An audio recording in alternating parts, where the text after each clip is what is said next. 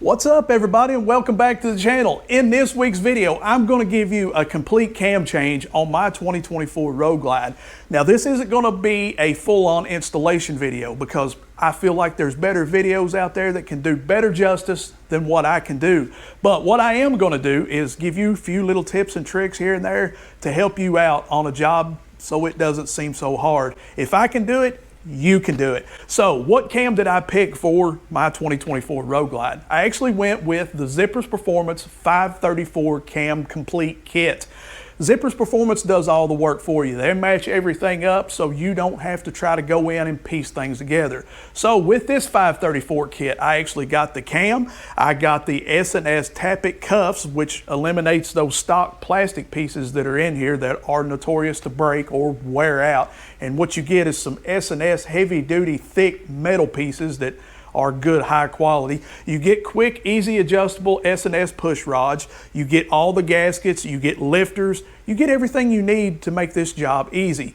The only thing that I actually changed on this kit was, one, it didn't come with a cam bearing. Now these bikes, you don't necessarily have to change the cam bearing, but since I'm in there, I'm doing it. And the other thing that I necessarily didn't like was the exhaust gaskets. They give you the little thin gaskets. I like the cone style, the ones that actually slip up in there and kind of, so we changed that up a little bit. But other than that, hey, this week, we're gonna get this bike thumping. Right now, let's get this bike uninstalled and get the high performance parts up in there. First thing you guys wanna do is remove anything that will be in your way of doing this cam change. For me, it was removing my saddle bags, both left and right, my fairing extension, my floorboard, my heat shields. I removed both left and right slip-ons and my head pipe because, well, I've got some things I need to do to those. And don't forget to pull that main fuse because these bikes are technically advanced, and anything, I repeat anything, will cause these bikes to give a code, and that's not what you want. A few moments later. I've got the bike jacked up just enough to get the rear tire off the ground. Then we want to go over to our spark plugs, remove those, front and rear only, and make sure to mark them with a permanent marker, front and rear, so that when you put them back, that you can actually put them back where they belong. Now let's come back over here to the push rods or the push rod tubes. I've actually pushed those down with a screwdriver because they are spring loaded, and once you push that down, you can remove those clips. I did all 4 of those like that. Just be easy. You won't scratch anything just as long as you take your time. And then I actually took just some wire that I found laying around with some beard ties, honestly, and just wrapped around the top of the head bolt and grabbed it from the bottom of the tube to hold it up. And if you notice, I've actually got blue marks on all 4 push rods. And this is so we could find base circle. All base circle is when one of these cylinders, after you put the blue mark on, you watch and make sure that the marks aren't moving. If the marks aren't moving, that's the ones that you cut. So in other words, watch real closely. So it looks like just the front ones are moving, right? The back one is not moving at all. So that means that the back I can cut. That means there's no tension whatsoever on the push rod. I should be able to move it and twist it, and I am. So there's no pressure there. So now I can go in with my cutters and cut these push rods. Now let's get ready to remove our cam cover and our tappet blocks. So first we want to start with removing this little sensor that is on the side of our cam cover. And it's actually a sensor for your VVT or cam sensor, just whatever you like to call it. Since this is not a 121, this is just a 117, it's just a cam sensor. So remove this little cover and then just unsnap your sensor. Now take your 3/16 hex socket and just loosen the 9 bolts that is around the cam cover.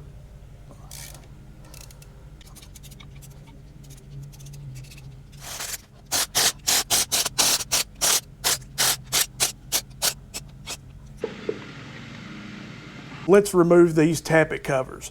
Now there's 8 bolts and they are 3/16 hex head.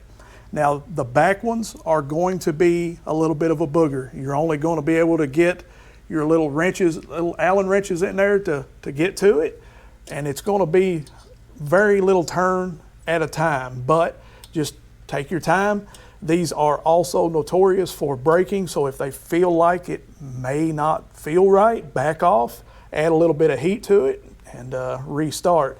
The factory does use quite a bit of Loctite when assembling these bikes, and well, you can tell it on Disassembly. So when you get your lifters or tappets from S&S, Zippersperformance, whoever you decide to choose, you're going to get them pre-oiled, but they're not oiled in such a way that it's ready for use. They're oiled in a way so they don't rust. So in other words, you need to get them out of the pack and get oil inside of those tappets or lifters. Now there are a couple of ways that you can do this. Another way that I found that actually works really well was the way that I used this time. And that's actually going into my refrigerator, finding an old pickle jar that was pretty much empty. I cleaned it out really well, opened up the top, drilled a hole through the top so I could put a valve stem through there. Once I got the valve stem in, I removed the Schrader valve so it was a straight through open design. I filled it with my favorite oil, and then I put my tappets inside there. Now, I have a Mighty Vac, one of those little suction things that you use for your brakes. You can get them at Harbor Freight. So what I done was actually just put the oil in, my lifters, capped it off, put the Mighty Vac to it, put the hose to it, pumped all the air out, and what it done was actually forced that oil in and the air out. So now I know with 100% that they are filled with oil. Now that we got the covers removed, let's actually remove the cuffs. And in order to remove these cuffs, you'll need a 3/8. There again, crack it loose. If you feel like that it may break, put a little bit of heat on it. I have both front and back loosened up. So I'm going to remove these carefully, and then I'm going to put this bolt back so I'll know where it's at. This isn't going to be reused. Main reason, it's plastic, and we're going to put metal back in it. You pull out your lifter or your tappet. This is factory, so it's got, looks like a little blue or green mark on it, can't tell. But when you pull it out, it should come out just like that. But these look really good. But it doesn't matter. Anytime that you're doing a cam change, always replace the lifters or the tappets. This next part I'm going to show you, you don't have to do this. I'm just OCD and weird like that, so I'm going to do this. I'm actually going to mark this little cog right here. Now, this cog is actually for your cam sensor. So your cam sensor can read every time this turns to make sure everything's in time and everything's working.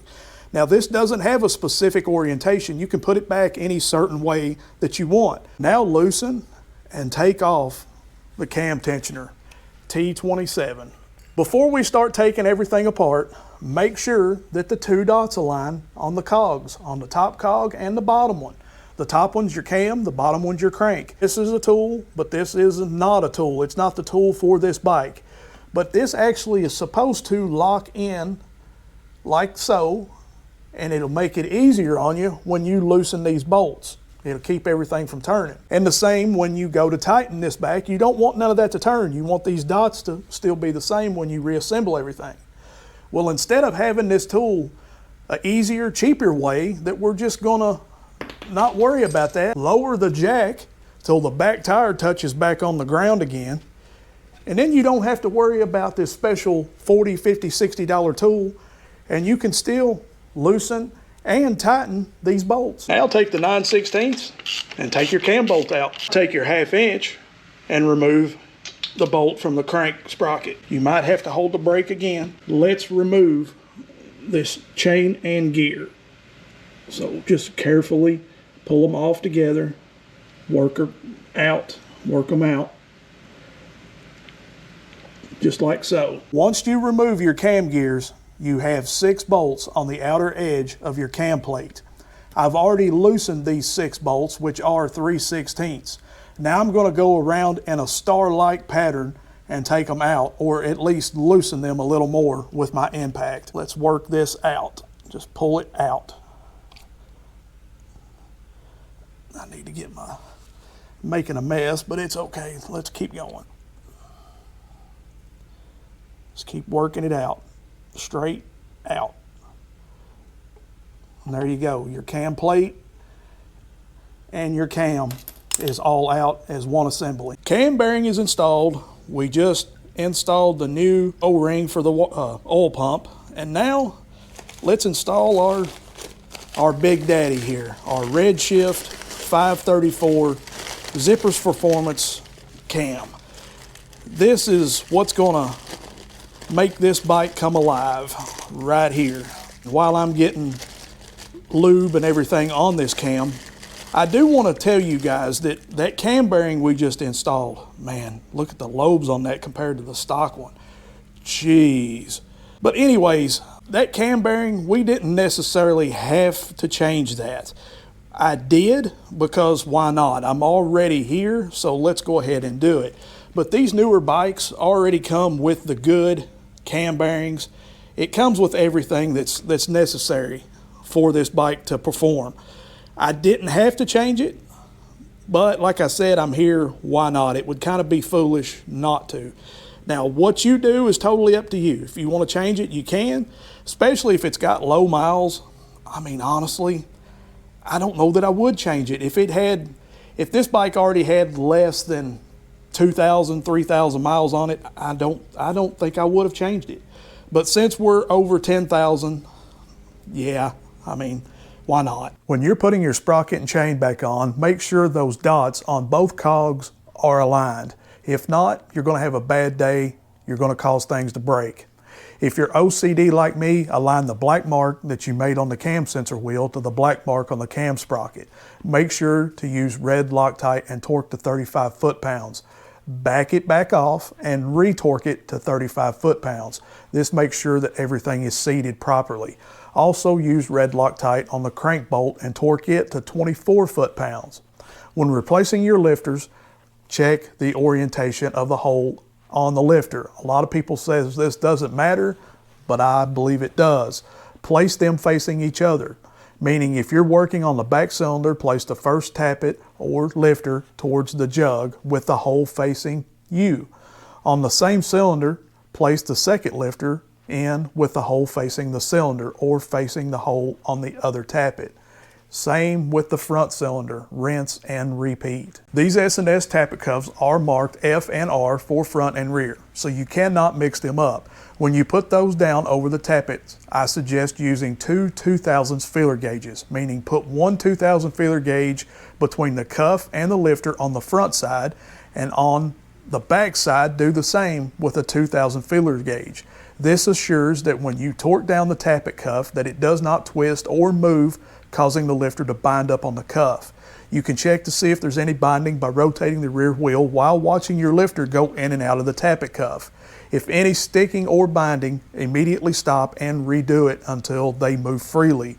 Make sure to use blue Loctite and tighten to 100 inch-pounds. I'm pretty sure that we've got everything put back together and torqued to spec. Pretty well ready. I'm actually putting the adjustable lifters in from S&S right now, and we're on 0 lash. There's no movement or no play. Now, I'm not going to go into great detail about how to do this because honestly, like I said in the beginning of this video, there's plenty of other videos out there that can do better justice than what I can. Now, I have done a video on this, actually on my Street Glide over there when I was putting a cam in it. But yeah, if you want to see that, I'll put a link in the description. You guys can check that out. It actually goes in a little bit more depth than what I'm going with this. But listen, guys, we got to put 4 turns on this. And as you notice, there's a blue mark that I'm watching. Right there's the first turn. Let's go for one more. There's 2 turns. There's 3. And there's 4. So this one is ready to be locked down. We got the 4 turns in it. Put our jam nut on. Take our 7/16, put it up here so we can kind of hold this cover up out of the way. Take the other 7/16 and let's tighten this jam nut. And that one is done. Said I was done, but I forgot something. I actually put it in this side, but didn't put it in this side. So now, well, I gotta take it back apart. I put it in the head, I just didn't put it in the block, but that's okay. Live and learn from my mistakes. Make sure that you got your O-rings in place. It's almost that time, guys. We just hooked in the dyno jet. I still have to flash the tune, but we'll do that here in just a second. I gotta be honest with you, I'm a little nervous. It doesn't matter if you've done this for the first time or 1 million times. You still, in the back of your mind, think, did I tighten that jam nut? Did I get the proper torque specs? Is everything okay? In all reality, I believe in my work. I believe in everything that I do. I do it and give it 110% no matter what it is, but it's still in the back of your mind. Now, while it was up on the jack, I did rotate the tire and listen to everything as it was cycling through. Everything sounds good. I believe everything's okay. But there again, like I said, it's always the what ifs. Now, I did leave the heat shields off, and that's more or less so I could check for oil leaks and stuff when it starts. But yeah, other than that, it's pretty well finished other than putting the tune in and starting it up. So enough talking, let's get the tune file in. So it says the tune has flashed. It says the 117 Z534 is flashed in. You can see it right there. It says it's flashed in and ready to go. So now my nerves really are like, yeah, my nerves are really through the roof right now. But I'm gonna stick you guys up over here on the corner and we're gonna fire it up, see what it sounds like. Just to show you guys that we are doing a cold start here. Ice cold. Okay, let's fingers crossed, guys. I'm nervous, but fingers crossed. Clutch in. Let's do it.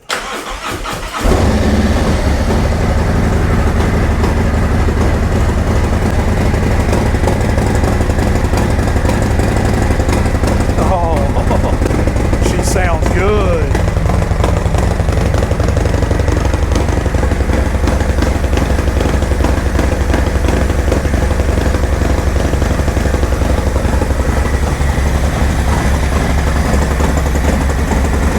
Noisy up here, sounds really good. Sucking a lot of air.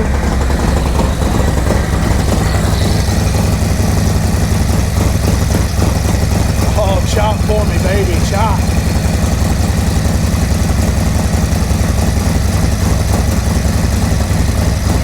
No leaks. I need to open that garage door in a minute.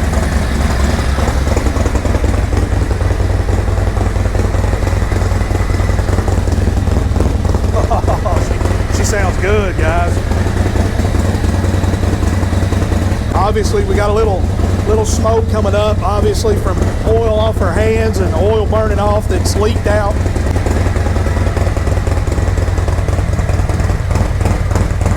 Man, she hits a lick. Let me get you guys down off of here.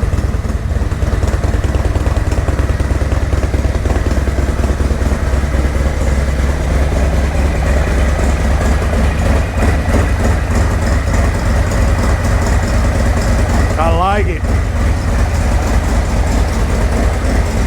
Now I wish I could tell you guys that I've got this old girl out and she runs like a scalded dog, but in all honesty, I've not been able to get her out. That's the main reason I went ahead and started this cam change right in the middle of summer, because of the weather. It's been non-stop thunderstorms and rain, so I thought what not better chance and time to do it than right now than to wait on in the winter time.